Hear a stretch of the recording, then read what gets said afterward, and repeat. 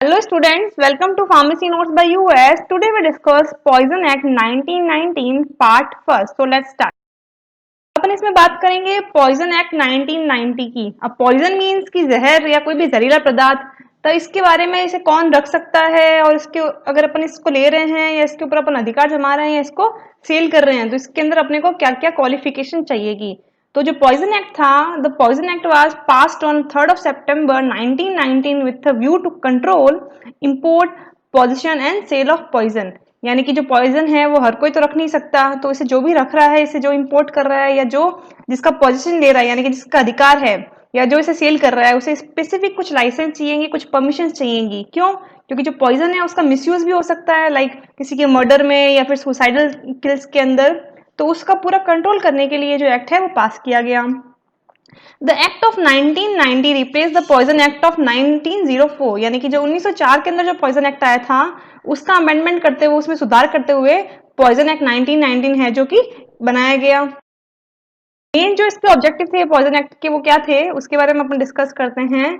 Consolidating and amending the laws regulating the import possession and sale of poison. यानी कि poison का जो भी इंपोर्ट था, पोजिशन था और जो सेल थी उसको रेगुलेट करना, साथ ही साथ जो प्रीवियस जो उसके लॉस थे उनको इकट्ठा करके उसको अमेंड करना, उसको और भी ज्यादा संशोधित करना, इसका मेन ऑब्जेक्टिव था।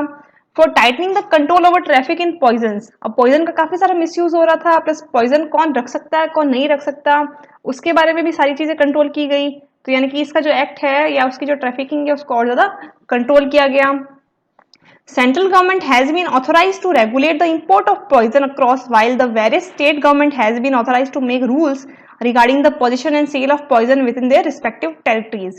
यानी कि जो यहाँ पे डिस्ट्रीब्यूशन ऑफ वर्क दे दिया कि जैसे सेंट्रल गवर्नमेंट है उसका तो काम क्या रहेगा, जो भी पॉइजन है उसको रेगुलेट करना उसके इंपोर्ट को, वाइल जो स्टेट गवर्नमेंट है उसका काम रहेगा जो पॉइजन है उसका सेल और उसका जो पोजीशन है उसको देखना उसके रेस्पेक्टिव टेरिटरीज में, उसके क्षेत्रों के अंदर। फिर बात करते हैं इंपोर्ट ऑफ पॉइजन। यानी कि अगर आप पॉइजन को इंपोर्ट कर रहे हैं किसी दूसरे स्टेट से या किसी दूसरी कंट्री से तो आपको कुछ लाइसेंस चाहिए। हर कोई इस पॉइजन को इंपोर्ट नहीं कर सकता, तो लाइसेंस कौन देता है और ये कौन कौन से जो इसके रूल्स बनाते हैं उसके बारे में अपन डिस्कस करेंगे। Like need licence by central government for import. यानी कि अगर आपको पॉइजन इंपोर्ट करना है तो पहली बात तो स्पेसिफाइड पर्सन ही इसे इंपोर्ट कर सकते हैं। दूसरा, आपको लाइसेंस भी चाहिएगा जो कि सेंट्रल गवर्नमेंट देती है। The central government may makes rules to regulate the grant of such licence. दूसरा, जो सेंट्रल गवर्नमेंट है वो रूल्स भी बनाती है लाइसेंस देने के लिए कि कौन कौन से पर्सन है जो कि लाइसेंस ले सकते हैं पॉइजन को इंपोर्ट करने के लिए।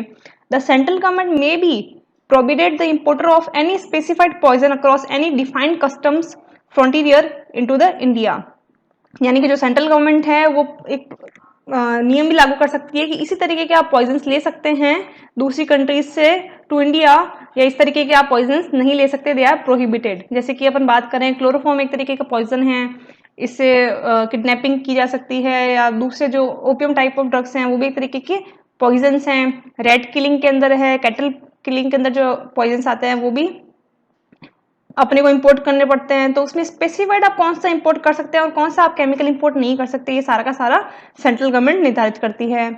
फिर है power to prohibit importation into India of any poison except under licence. दूसरा, जो सेंट्रल गवर्नमेंट है उसके पास वो भी पावर है कि उसने जो मेंशन किए हैं आप वही पॉइजन मंगाएंगे, उसके अलावा कोई भी अगर आपने पॉइजन मंगाया तो वो अंडर द लाइसेंस नहीं होंगे, उसके ऊपर आपके ऊपर पेनल्टीज लगाई जा सकती हैं। फिर बात करें possession for sale and resale of poison. The state government may make rules to regulate the possession and sale of any specified poison within the whole or part of the state the rule may be provided for। यानी कि जो state government है उसका main काम रहता है poison को cell करना और उसकी जो परचेजिंग है या पोजीशन है उसको रेगुलेट करना। तो उसके अंदर कौन कौन से नियम आते हैं उसके बारे में अपन देखेंगे। They grant the license of possess any specified poison for wholesale और retail and fixing of license fee. यानी कि जो स्टेट गवर्नमेंट है उसका काम क्या रहता है, कोई भी स्पेसिफाइड जो पॉइजन है उसको देना होलसेलर को या रिटेलर को, साथ ही साथ जो लाइसेंस है उसकी भी फीस है जो फिक्स करना। The classes of person to whom such license can be granted and to whom such poison may be sold it is also authorized by state government। यानी कि जो पॉइजन है वो कौन से क्लास कैटेगरी के पर्सन को मिलेगा, यानी कि कौन से डिग्री वाले पर्सन को अपन दे सकते हैं, जैसे कि फार्मासिस्ट पॉइजन को परचेज कर सकते हैं उस लाइसेंस के थ्रू, और कौन से पर्सन को वो होल सेल के अंदर या बल्क क्वांटिटी के अंदर देना चाहिए वो भी स्टेट गवर्नमेंट निर्धारित करती है।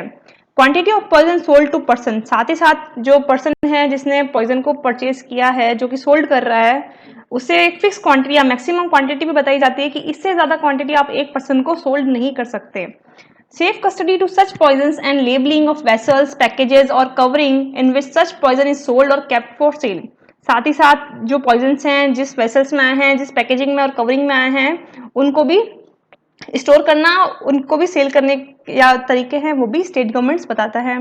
Maintenance of sale registers and their inspection, साथ ही साथ जो स्टेट गवर्नमेंट है उसका काम रहता है कि जो भी सेल हुई है पॉइजन की उसके रजिस्टर मेंटेन करना और साथ ही साथ इंस्पेक्ट करना कि जितना लिखा गया है उतना ही सेल हो रहा है ना, या उसके अंदर कोई ऑफेंस तो नहीं किया जा रहा। Inspection and examination of any such poisons when possessed for sale by any vendor। दूसरा, किसी भी वेंडर को अगर अपन सेल कर रहे हैं कोई भी पॉइजन, तो वो पॉइजन कौन सा है उसका एग्जामिनेशन करना और इंस्पेक्शन करना, ये भी स्टेट गवर्नमेंट के ही अंडर आता है। बात करते हैं power to regulate possession of any poison in certain areas. अब काफी सारे एरियाज होते हैं जहाँ पे क्रिमिकल जो वर्क्स हैं वो बहुत ज्यादा होते हैं, तो ऑब्वियसली वहाँ पे जो इस तरीके का पॉइजन है वो भी ज्यादा बिक सकता है इलीगल तरीके से, तो वहां पे भी कंट्रोल करना स्टेट गवर्नमेंट का काम ही है। तो due to use of poison in committing murder और poisoning the cattle, regulation needed by the state government. यानी कि काफी सारे ऐसे एरियाज होते हैं जहाँ पे मर्डर ज्यादा है, सुसाइड केस ज्यादा हैं, या फिर जानवरों को मारने के काफी सारे केस आते हैं, तो वहां पे भी जो पॉइजन सेल की रेगुलेशन है वो भी स्टेट गवर्नमेंट करती है। और इसमें अगर कुछ भी ऑफेंस दिखे स्टेट गवर्नमेंट को तो वो एक पनिशमेंट भी दे सकती हैं, जो कि इम्प्रिजमेंट अप टू 1 ईयर और फाइन अप टू 1000 और बोथ रहेगा। यानी कि अगर इस तरीके का कोई भी अपराध किया जाता है तो जो स्टेट गवर्नमेंट है या तो 1 साल की जेल या 1000 रुपए जुर्माना या फिर दोनों उस पर लगा सकती है।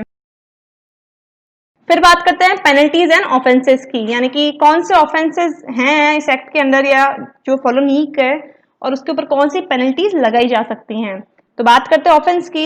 Anyone who either import or possess or sell any poison except as prescribe under the act, यानी कि अगर अपन एक्ट में देखें कि कौन से ड्रग्स को उन्होंने पॉइजन बता रखा है या कौन कौन से जो ड्रग्स हैं उनको अपन परचेज कर सकते हैं, सेल कर सकते हैं, उसके अलावा कोई भी पॉइजन है जो कि सेल किया जाता है या प्रिस्क्राइब किया जाता है तो वो तरीके का ऑफेंस है, उसके ऊपर पेनल्टीज लगाई जा सकती हैं।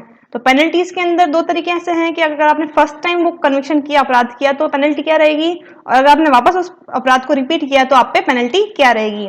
तो जब फर्स्ट टाइम आप वो पेनल्टी करेंगे तो आपका जो पेनल्टी रहेगी वो रहेगा 3 मंथ ऑफ इम्प्रिजमेंट और fine up to 500 of first conviction. यानी कि जब फर्स्ट टाइम जो ऑफेंस किया गया उसके ऊपर पेनल्टी रहती है 3 महीने की जेल या फिर 500 रुपए फाइन या फिर दोनों। और जब ये सब्सिक्वेंटली ऑफेंस वापस दोहराया जाता है तो उसके ऊपर फाइन रहेगा 6 मंथ और फाइन अप टू 1000 और बोथ, यानी कि 6 महीने की जेल या फिर 1000 रुपए जुर्माना या फिर दोनों। If you understand and enjoy the video, please like, share and subscribe. Thank you.